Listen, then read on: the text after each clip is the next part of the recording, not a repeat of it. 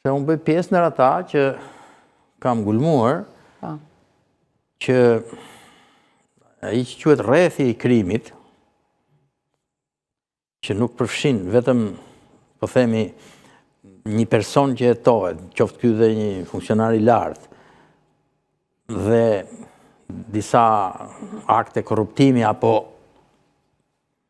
pabarzin tendera, si thuhet për Ballukun, por është një rreth shumë më i gjerë ku hyn jo vetëm flitet për shembull korrupsion pasiv, po kur ka korrupsion pasiv, ka dhe korrupsion aktiv, apo jo?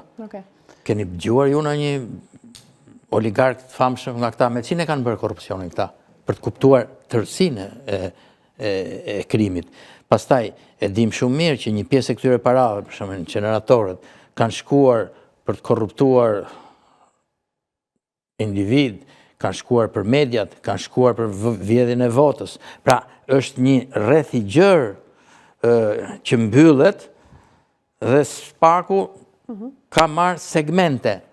Sigurisht këto segmente, ata që janë dhe entuziastë me spakun, i kanë inkurajuar me shpresën që do t'i shkohet, do mbyllet rrethi, do shkoj deri tek Edi Rama, që është kapo banda, sipas mendimit tim, dhe e thonë dhe shumë tjerë. Por, a do shkoj apo jo aty? Nuk dihet. Kështu që në këtë për të gjykuar, sepse ju i keni thënë qartë. Pra, unë do doja të dija në këto çështje si ka marrë ky, se unë lexova diçka, nuk është se jam pa lexim. Po pak.